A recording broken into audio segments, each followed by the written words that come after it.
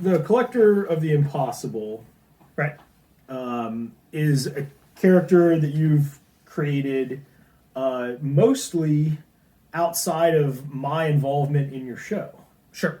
So I feel like the Collector character kind of came about, as I was, having a career and having a life that, where I couldn't help you as often with the show. Sure.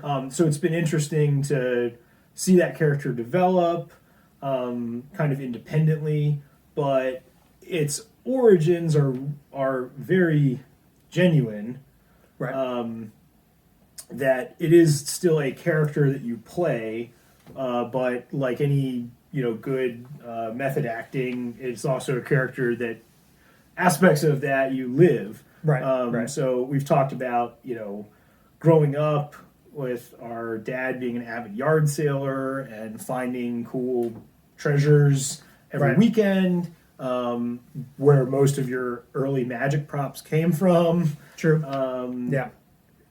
Things like that. So what other elements of the Collector are also elements of, I don't want to say Peter Wood because I don't want to stroke your ego that much. But you, my asshole brother. Right.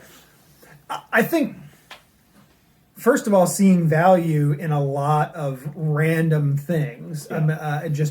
We grew up in a household that always had interesting stuff around because of Dad's avid yard sailing, and always finding these interesting things and then bringing them home and seeing value in those things.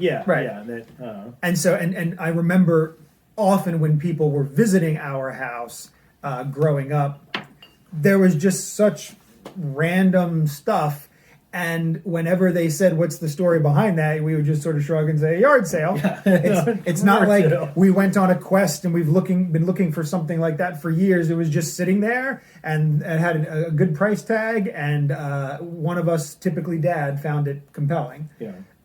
Definitely, that is part of what has turned into the Collector of the Impossible. Right.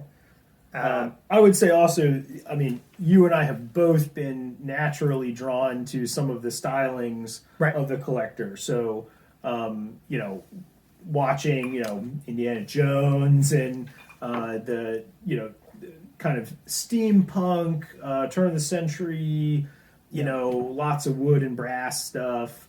Those are all, design features that we seem naturally drawn to, and I don't know why that is, but I'm really curious if we weren't woodworkers, I'm wondering if the look of my show would the theme of my show, if it would be in a completely different direction. Because I know in a lot of cases, if for example, let's say it was a really modern, hip David Copperfield style show. That has its Is it really fair to say that is modern and hip anymore? Well, no offense to our dear friend David. Oh, I mean like hip replacement. Oh, okay. No. Double hip replacement. Oh, no. Sorry. I'm so sorry. Yeah, I know David's watching. We grew up loving you. I apologize, Mr. Copperfield. But the look and the aesthetic that he's going for is definitely a modern one. Yeah. And has been. Yeah, I think so. And even with his latest stuff is sort of grunge industrial, but he's never gone into any of that sort of Victorian style. Yeah. But so I wonder how much of it is, if I'm going to build a box, it's easier for me to build a box that looks like an old wooden packing crate as opposed to a box that looks like some futuristic orb.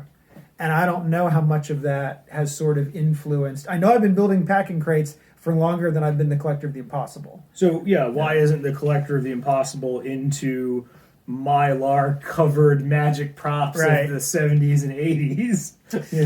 Yeah, I mean, presumably that also, I've always been drawn toward magic props that didn't look like other people's magic props, even as a kid.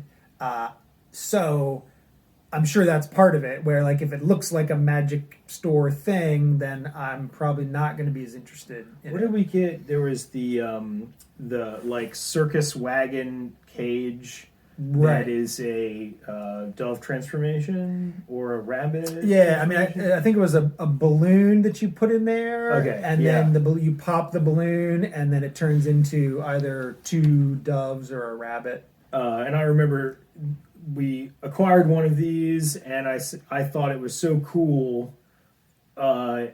because I was at the age where it like wow, that's a real magic prop. Right, It looks like right. something that I've seen another magician use. Right. And like, wow, this is cool. And you were like, I can't use that. And I was like, why not? Look at this thing. It's so cool. It's such a magic prop. And you're trying to be a magician, so you need to use it Right. so that people will believe you that you're a magician. Sure. But here we are, mature and bitter, making our own things now so that they don't look like anything else. Yeah. No. I don't feel too bitter, but. But bitter. you guys, wait, so I'm mature. He's And I'm bitter, and this has been our podcast. Cheers.